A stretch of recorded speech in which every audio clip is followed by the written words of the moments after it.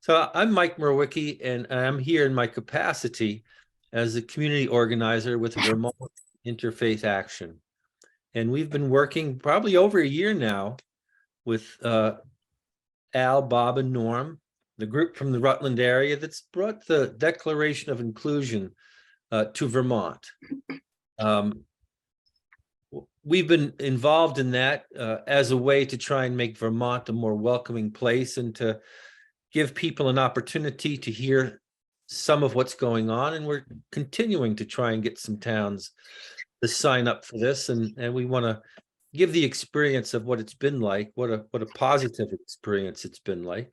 So that several of us are going to talk. And if anyone has any questions as we go on later, there'll be time for that. So I'm going to pass it over to Lisa Sparrow, and then I'm going to mute myself. So Lisa, please take it away. Actually, Mike, I thought Bob and Norm were going to speak first. I mean, Bob and Al.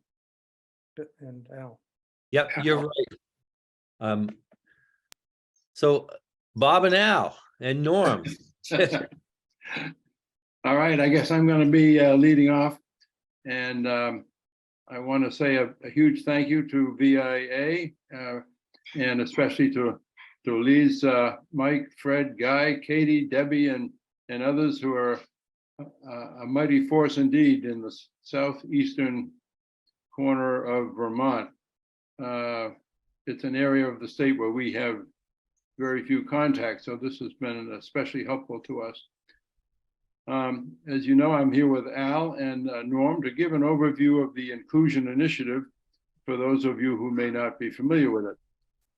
The first town to adopt a Declaration of Inclusion was Franklin, up on the Canadian border in September of 2020.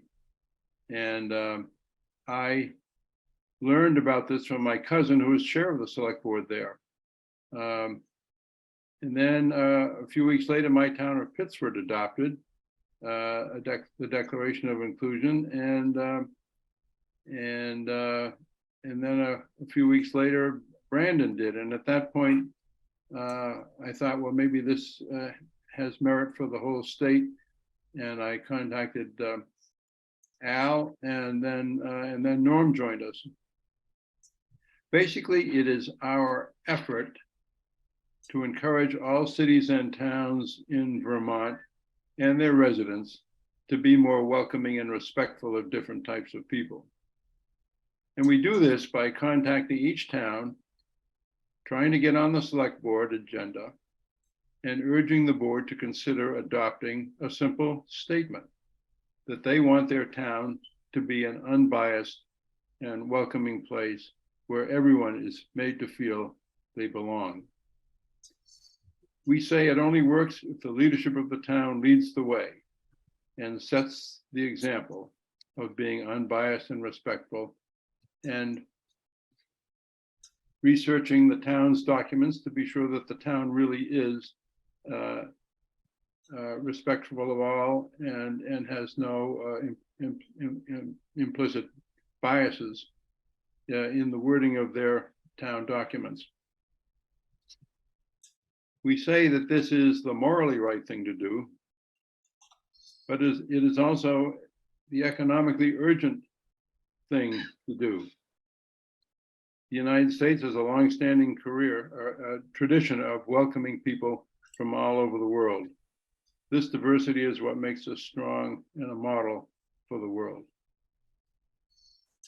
We say that as a select board and select board members, you know the importance of looking ahead 3 years, 5 years, 20 years to think about how you want your town to evolve. And as a state, Vermont must look ahead too, because based on the 2020 census, we know that the average age of Vermont is increasing, and the population as a whole is stagnant. And this is not a good scenario for economic vitality of the state. We need to grow the state. We need to grow it gently and thoughtfully and carefully, but we need to grow it. Along the way, during the past 2 years, we have found some terrific allies in Vermont League of Cities and Towns, the Vermont State Chamber, NAACP, and importantly, as I said earlier, Vermont Interfaith Action. These organizations have been crucial to our growing momentum. So where do we go from here, and how can you help? And of course, I'm speaking to those folks who are just becoming familiar with the Declaration of Inclusion. So for that, I will ask Al to make a few comments. Sure, Bob, thanks. As Bob mentioned, we started this now a couple of years ago. So, and it's been moving along. I wouldn't call it in a sine wave kind of way, but it's been moving on kind of in a straight line function. And so, you know, if you look back to January of 2020, 21 or so, we had 0 towns, municipalities, and now, as of last night, we think they're 91 and 92. We're still waiting to get declarations from 2 towns that have adopted. We just want to make sure that those declarations conform to the criteria, which is located on our website. By the way, the Chamber of Commerce of Vermont, along with VIA, just been so helpful to us. And we, being three guys who are over 80 years of age, and we dip into computers when we absolutely have to. But we're not fond of utilizing it a whole lot if we don't have to, right? And so the chamber said, you need a website. And we said, oh God, we just want to do this straightforward. We're going to talk to people and get it done. And Betsy said, no, you need a website. And so they put together a website, and the website is vtdeclarationofinclusion.org, just the way it sounds, VT, no period, declarationofinclusion.org.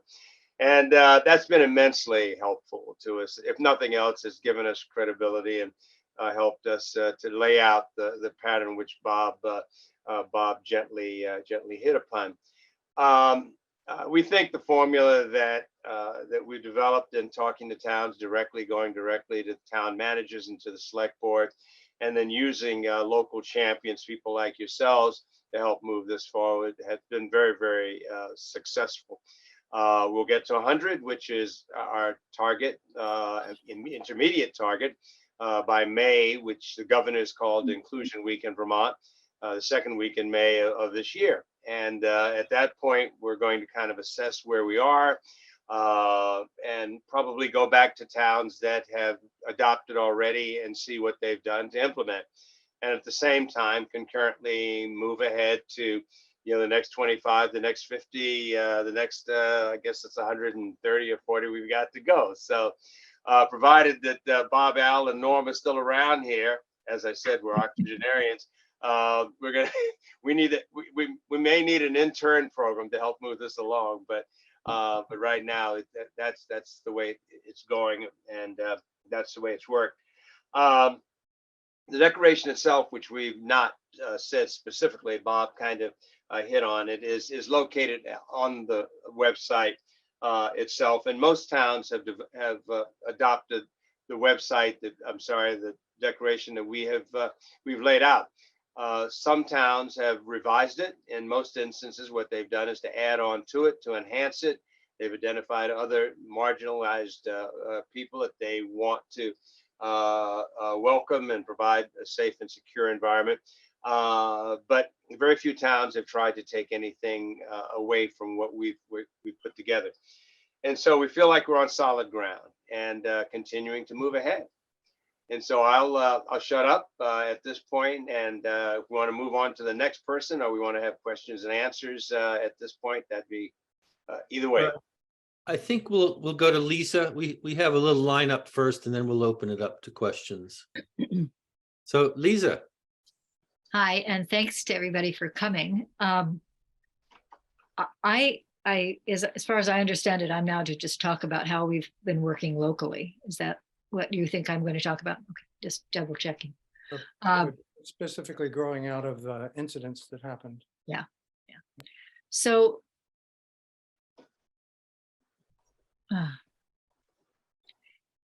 it is the case that in Brattleboro, in particular, also in Putney, we've had various incidents. And one of the things that when I have presented this to different select boards or people who are on the select boards is that I've become aware that this is a great tool for either having people come together after something has happened or for bringing people together as a preventative measure, sort of as something that people can discuss ahead of time. And the thing that I love is that it's something that a lot of select boards seem to be taking up as a matter of course and kind of a moral duty. But some of the places that we've worked with so far have already had things happen. And I first got to know Al in the Vermont Partnership for Fairness and Diversity conferences. So I came into this conversation really thinking about race. And in 2009, there were some very significant racist incidents, which I won't go into depth about. And we started working in Brattleboro to figure out a way to have policies and practices of all institutions, the hospital, the churches, the town government, the police, all work together so that we had a net that would create a more inclusive community. But it was only a couple months ago, or now a month or two ago, that that the select board was finally at a place where it felt like it could put together this statement. And the Declaration of Inclusion was instrumental in that because it provides language that people can fuss with. What I would like to say, though, is that it's very clear to me, as I've done this work, particularly with the NAACP, is that there are different kinds of inclusion that are equally important in Vermont. Anti-Semitism is something that is very rampant. And frankly, I've had much more to do in the last couple of years with incidents of anti-Semitism than I have with overt racist events. That doesn't mean to say that there isn't more racism than there is anti-Semitism in Vermont, but those are the events that seem to rear their heads and create a context in which we can have these conversations. Similarly, in Guilford, for example, the GLBT plus issue has been one forever. And that was the sticking point a few years back. Now, again, this year, Fred was able to ease it in and on, and they now have a Declaration of Inclusion, which is really impressive to me because it's a community that's had a lot of discussion. So the two things I would like to leave with you are that this can be a preventative measure or it can be a remedy to issues that come up in towns. And second, that I think it's important to realize that when it's being discussed, it may not always be race that is the sticking point, and that people fussing with the language actually provides really important conversations that I hope ultimately also will affect the issue of race, which I think is the one we most need to deal with, frankly. But I think every form of inclusion is connected to every other form. So we just offer that. So that's pretty much all I feel like I need to say at this point. Well, thank you so much, Lisa, and thank you for your ongoing work while you were pastor and continuing on. So thank you so much. Fred, would you like to Sure, speak up? I'll take the ball from Lisa, who did a lot of prep work in Brattleboro, as she described. And I sort of came in at the end and was able to carry the ball over the finish line.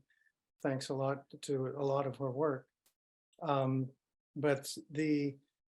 then similarly in Guilford, I presented it to the select board there, and because of work Lisa had done with in that town as well, it was actually a pretty easy process. I also this fall worked with folks in Vernon to present it to the Vernon select board, and they adopted it. They heard a presentation at one meeting, and then a couple of weeks later voted to adopt it after they thought about it some.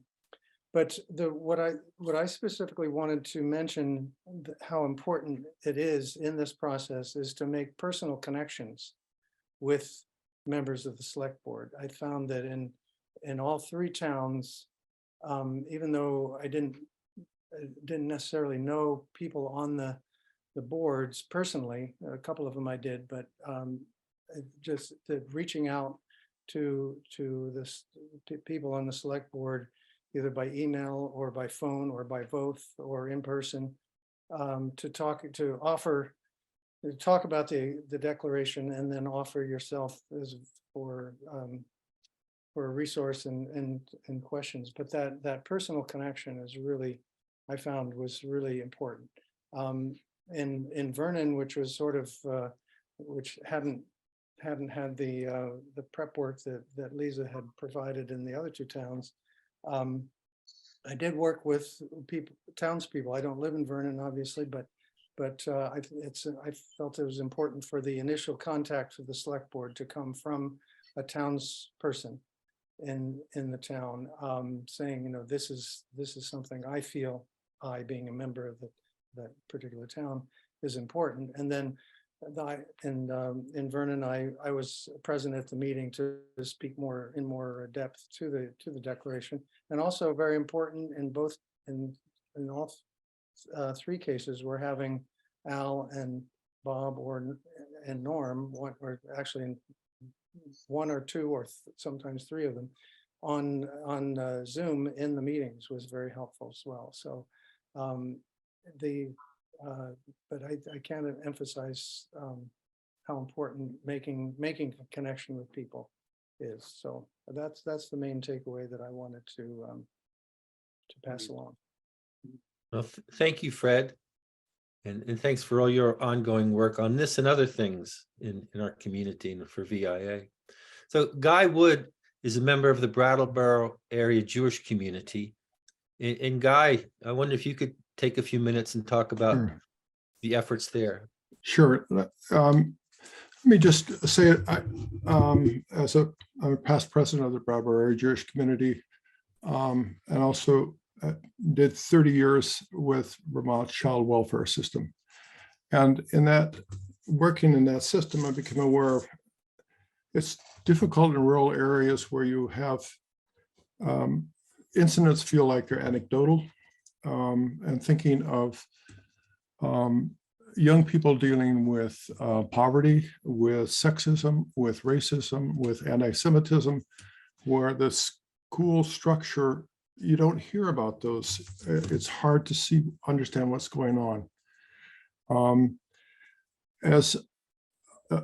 When we presented this proposal to the Brattleboro area Jewish community, henceforth called BAJC, they were very enthusiastic in supporting the declaration. And I think for a couple of reasons. One is, as with other struggles, Jews are roughly 1%. They might be 2% after, I don't know.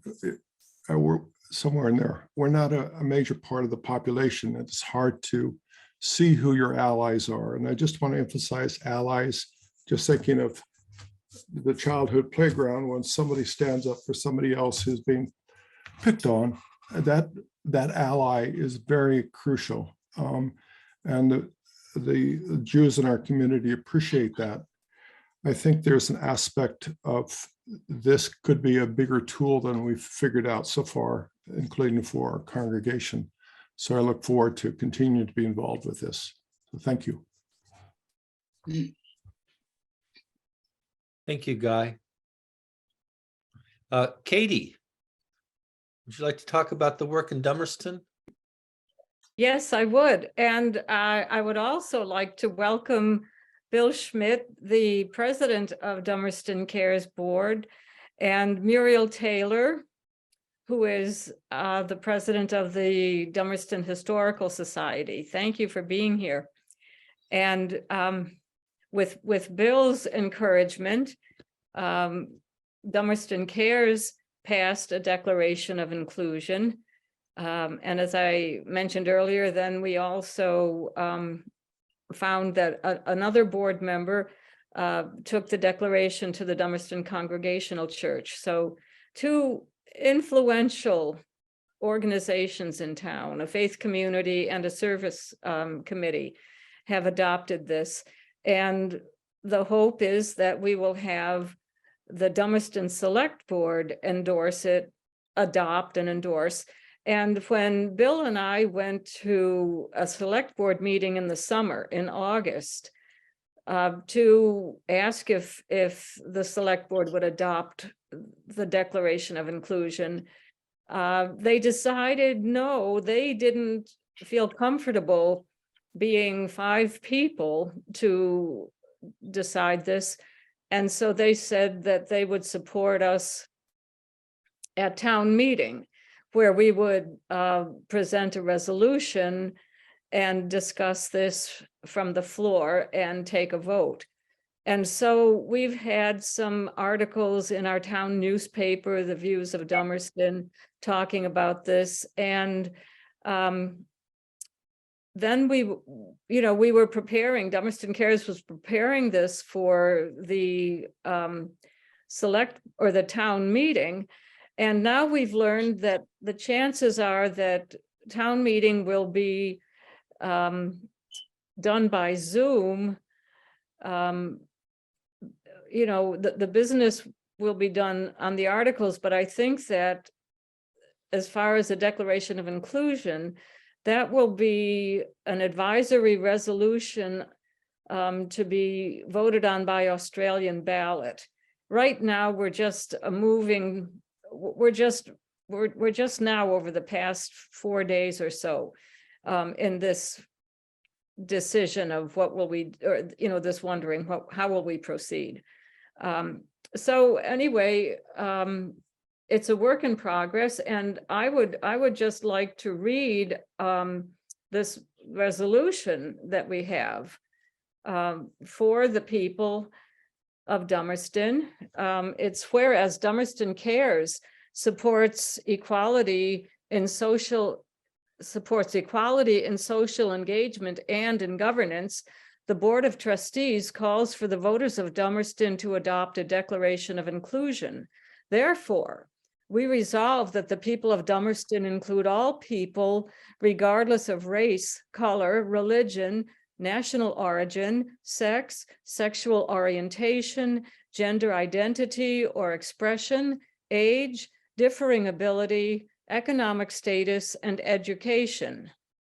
We commit to fair and equal treatment of people in Dummerston. We value respectful civic engagement in all forums. We empower the Select Board to adopt the Declaration as a basis for equity and inclusion in governance. So that is what we will be talking about. Katie, I just wanted to say that you have one more Dummerston person here, Diane Larson Freeman, who has not introduced herself, but she Oh, will. Diane. I think I'm the only private citizen on this call. All the rest of you have been very much involved in this movement. And thank you, Lisa, for the opportunity to say something. But Katie, are you finished before I hold forth? Well, I just want to welcome you, Diane. Yeah. I don't know you, and I probably should. So please speak up. I know you. Yeah, well, we are longtime residents of Dummerston, actually, but have been away for professional reasons for many years and are just back a couple of years now into the community and integrating ourselves. But I'm on this call because I was so surprised that Dummerston hadn't passed it. I thought, now that doesn't seem very Dummerstonian not to have passed. I don't think that's a word, but the people of Dummerston not to have embraced this. And when I saw Brattleboro, Putney, Vernon, where's Dummerston? So that's why I came. I didn't understand, Katie, that it had been decided for sure to have our town meeting not in person. I thought that was still an issue that was being discussed. Well, so I think today the town clerk sent an email saying that chances are this will be I think that the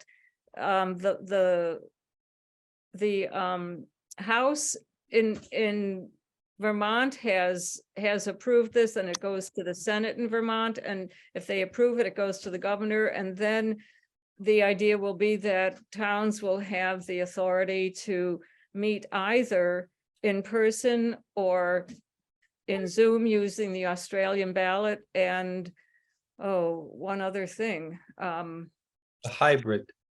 a hybrid. And then, yeah, so it's more likely that we will go toward toward Australian ballot for this advisory resolution. And we're not sure yet. So we just roll with it like we've been doing. Well, thank you for taking the lead. I'd like to ask the group here, have you met with resistance in other places where, and I don't know anything about your rolling out strategy. Is it just if you have the contacts, then you move? But anyway, have you met with resistance in other towns?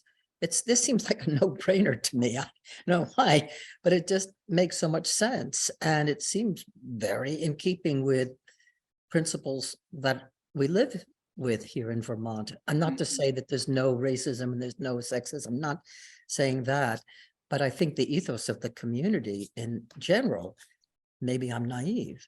Al, would you like to address that? Sure. Yeah, I'd prefer, yeah, certainly prefer to take that. The answer, Diane, is that each community is different. With 90-odd communities having adopted, each community has gone through a tremendous amount of conversation. And that conversation has ranged from one town where which passed it with relatively little conversation. In fact, that didn't feel quite right because we wondered whether they had engaged in serious contemplation and discussion around it. And so you had that situation where another town, we had somebody who wanted to take us out, Norm and I, to a fight. He came in on a gun rights issue, and all of a sudden we were there, and he decided that those two worked together, and so he invited us out twice for a fight, and the state police had to be called, but in 90% of at least of the instances, there's been discussion, Diane. The discussions have been respectful in most instances. In one town, the declaration has gone to a vote, and that vote was overwhelmingly in support of. And another town just recently, that town being Highgate, voted to adopt and then rescinded. And for what reasons, we're not completely certain, and we're hoping to engage in discussions there. But it really is, as you've suggested, low-hanging fruit. And why any town would not adopt it is still beyond us. But that has to do with a whole lot of issues which go beyond this discussion, I think. Does that answer the question? It does. Thank you. Thank you. Thank you, Al. Katie, were you finished? I think so. Okay. So I'm just going to briefly talk about what we did in Putney. And I should say that we have an equity and inclusion committee in Putney. It's an official committee of the town.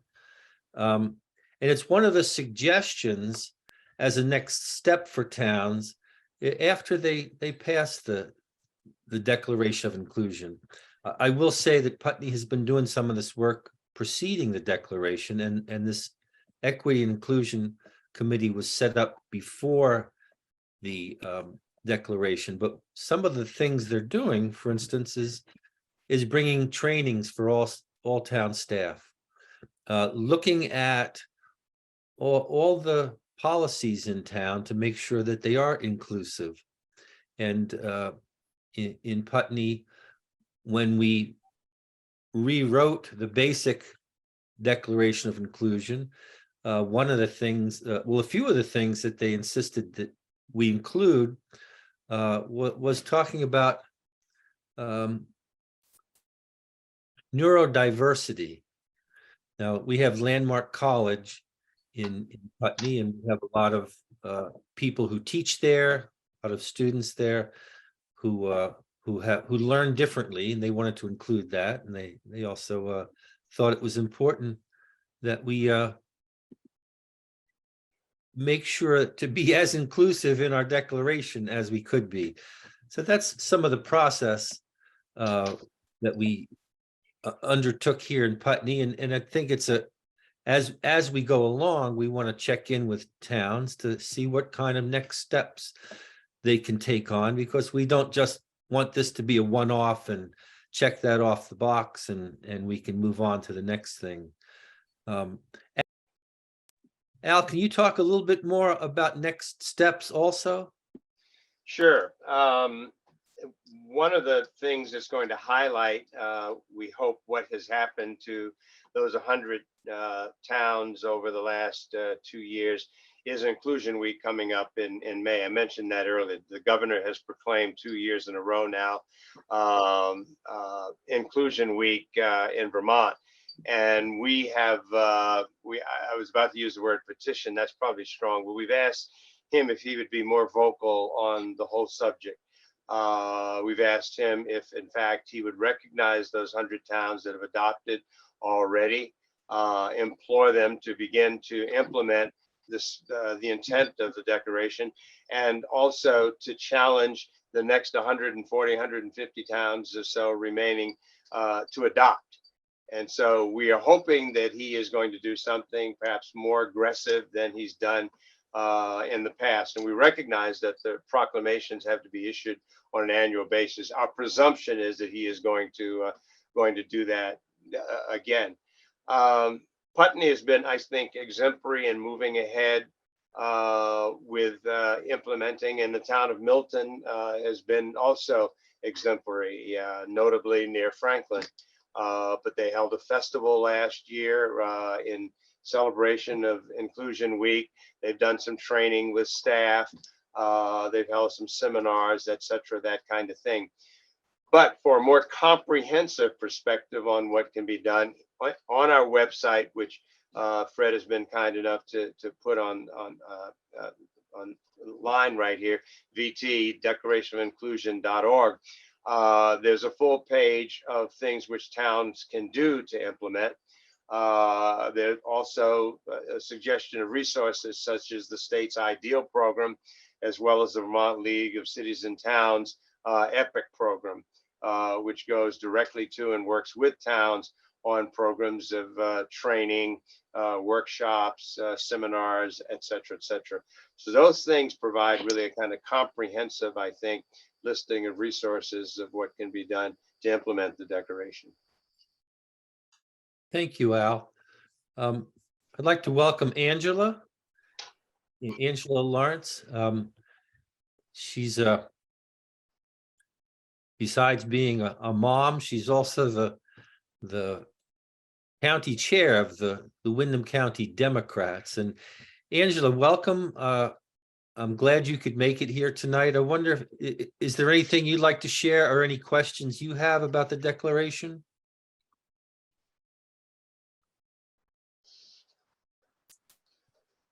Hi, Mike. Hi, everybody. Happy New Year. Thanks for having me. No, I'm just here to listen. I've looked over the declaration. That's something, it's really important for me. So I think this is a great idea to have a resolution to this and hopefully get voted and passed on. It's really important. We have to be one of the towns that passes. But I'm just here to listen in and hear your insights about it and move on from it. Thank you. Thank you. Now, we all had a chance to introduce ourselves before, tell us a little bit about ourselves. Do you want to give a quick bio and tell a little bit about yourself to the people here?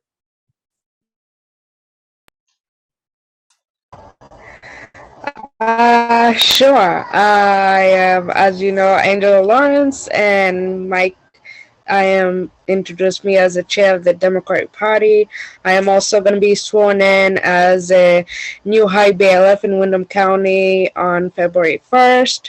And I am also a U.S. Marine Corps vet. I am also going to be the Justice of the Peace here in Dummerston. So I have volunteered to do a lot of things. So just before I came to this meeting, I was actually in the meeting for my county chair meeting. So I figured I hop on right before you guys left so I can listen and understand, make sure I can do a good job explaining this to voters or anybody who needs to know what's going on. So yeah. Thank you. It looks like it'll be helpful between now and town meeting if we can continue to have people reach out to others in Dummerston and let the select board know that there's a lot of support for them adopting the declaration. So thank you for being here and being willing to help with this. If I could say one thing, Mike, is that this initiative is nonpartisan. It might so happen that more Democrats support it than Republicans. We've not taken a toll, but that might be my guess. That having been said, we've kept this out of the political arena where political parties have said they want to support it. We've said, yes, please do that. It is the right thing to do, but it's the right thing for Republicans, Democrats, independents, and whatever else remains. So we appreciate that support. Go forth and in a way that encompasses all. Mike? Yes. Yeah, can I suggest that you let Angela know how to access this recording? Indeed, we will. So, Katie. Yes, well, thank you. I just want to tell the 4 Dummerstonians here that we will be canvassing people to prepare for either the Australian ballot or for the discussion on the floor, whichever the select board finally decides for how to take the meeting. So Muriel and Angela and Diane, I'd Bill. like to call on you at some point to, so that we can do more organizing. Yeah, I'm happy to do that. Is you saying Dummerston Cares is taking the leadership? Is that what you're saying, Katie? That's right. Mhm. Okay, well, I'll be in touch. Norm, you had your hand up? Yes, so just a word or two. A couple things that on the website that you folks might find helpful is there is a guide for government leaders, a very brief synopsis of the whole effort. And I would urge you to take a look at that, particularly language about the guidelines for adopting and changing the language of the declaration. The other thing we have run into in some towns, it does not sound like you are, but you never know, is that you hear frequently, we don't need this. We're a welcoming town. We don't have anything going on here that isn't good in these areas. And the answer that we formulated, and much of it Al's sense and guidance, is that yes, you are, but nobody knows. And this is an affirmative statement, a public recorded statement that helps you go forward. And just your daily historic content and conduct, doesn't project what this statement will.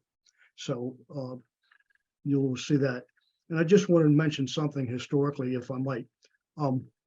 I have some deep contacts and memories in Windham County of the Gibson family.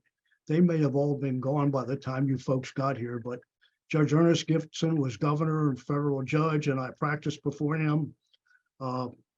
His last law clerk was a fellow named Jerry Diamond, who became state's attorney, and Jerry was the one that recruited me to come to Vermont. And Judge Gibson's son, David, after he passed away, David was state's attorney. He resigned and came and joined us in the U.S. Attorney's Office. And that relationship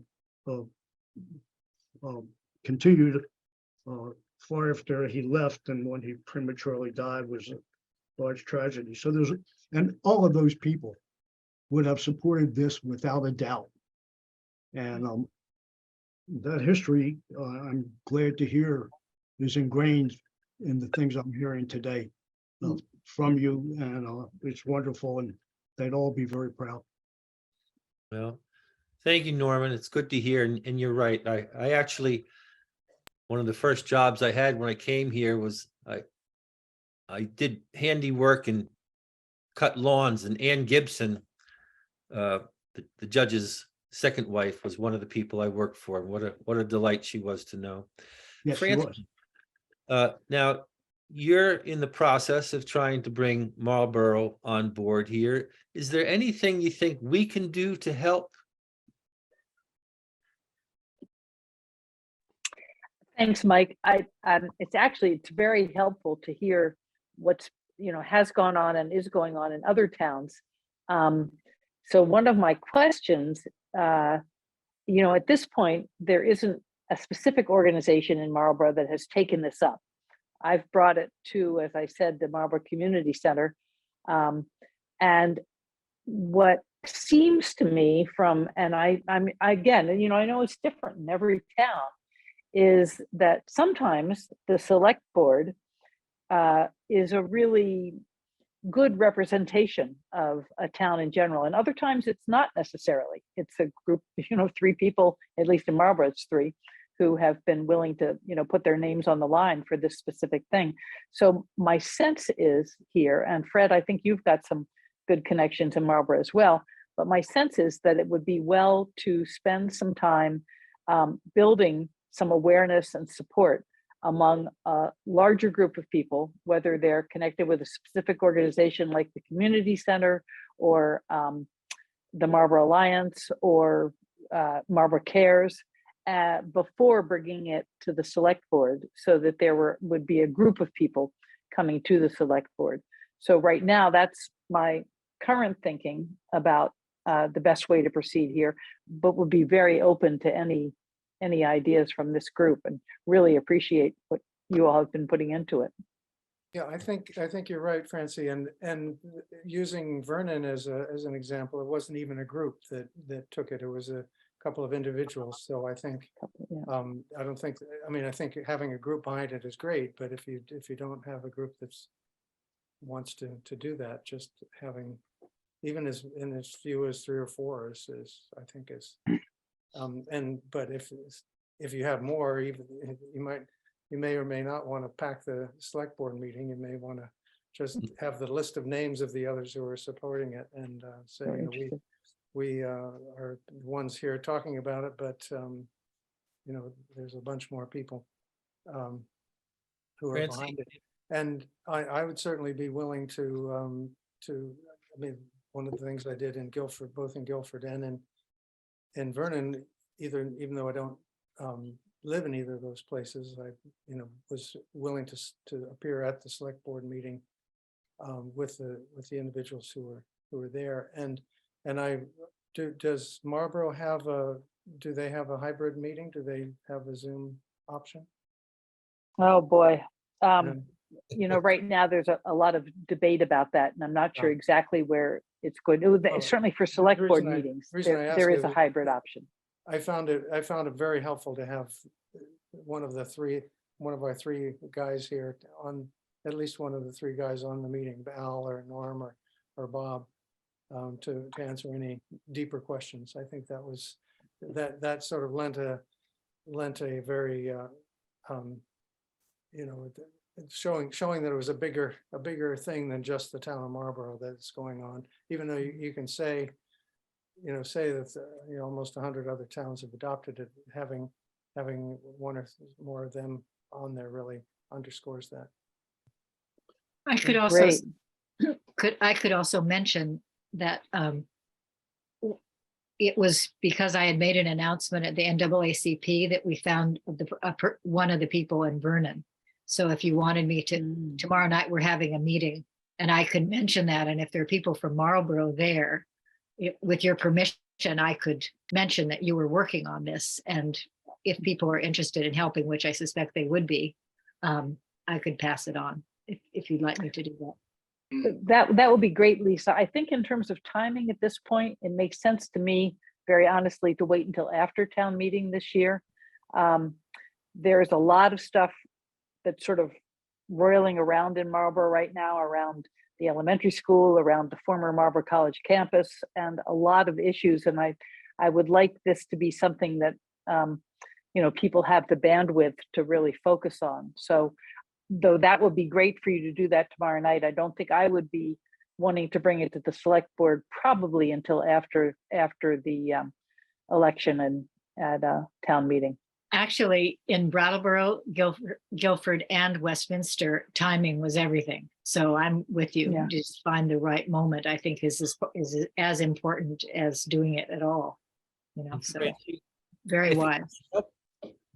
If it would be helpful, Francie, after town meeting, we'd be glad to bring a group to Marlboro for an in-person informational meeting. I know internet is kind of sketchy in Marlboro, but you can think about that as a next step afterwards. And if that would be helpful, I think we could easily get a group to come up to Marlboro. That'd be great. I was on a meeting last night that I was kicked out of 3 times because of the internet instability. So I'm just glad to be here tonight. Thank you. I appreciate both of those offers. I'd say really consult with Fred. We've promoted Fred to master local champion. We've now got a hierarchy here, but Fred is a model example of how to do it. And it does, each town is different, as we said earlier, and bringing a crowd may be a turnoff. And it may be just 1 or 2 people who are local, with us kind of being available via Zoom. We've just kind of sat there in a couple of instances and have called upon Bob and I and Norm to answer any questions. And if it doesn't seem appropriate, we're just kind of quiet. And those meetings have gone, very, very well. So each time you have to sense your town, but yeah, if you feel like doing it after town meeting, that's when you should do it. And, call on us whenever. I'll take up being the point person if just to make it easier, but call on us, Francie, call on me, keep us in the loop, and we'll work with you all the way through. Excellent. Thank you so much. Really, this is great. Are there any other questions out there from folks, or suggestions or comments before we close up for tonight? I'm sorry, this is just a more personal thing. I was hoping, Angela, I'm Lisa, and nice to meet you. I've heard a lot about you, and I wonder if you would mind if I emailed you. I don't have your email about NAACP, because there are a couple things that I'm working on. I'd just like to loop you in. No pressure on you to do anything, but if I just wanted you to know who I was if I email you. So Katie, do you have her email so I could just get it from you? Or? She's just sent it to you, Lisa. Oh, she did. It's in the chat. Okay, I'm having a lot of trouble with this chat. I don't see it, but I believe you. I'll look for it. I can get it. You all can see it, and I can't see it. That's odd. I'll get it to you, Lisa, if you don't see it. It's the 1619, right, Angela? Okay. Anyway, I just wanted to know who you're talking. Okay, thank you. Sorry to invade the public space.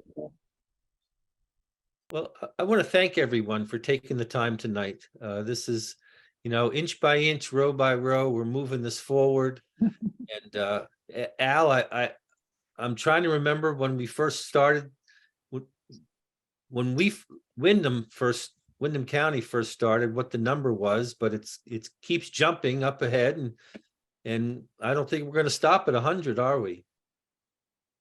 We hope not. Well, thank you again for everybody. We're going to wind up now, and please feel free to be in touch with anyone here if you have any questions or suggestions, and let's keep moving this forward. Great. And Thank you, Mike. Thank you for your good work. Yeah. Michael, Yeah. thanks so much for putting Yeah. this together. Really, really great. Great. Yes. Very helpful. Thank you, Mike. Thank you, everybody. Good night. Good night. Good night.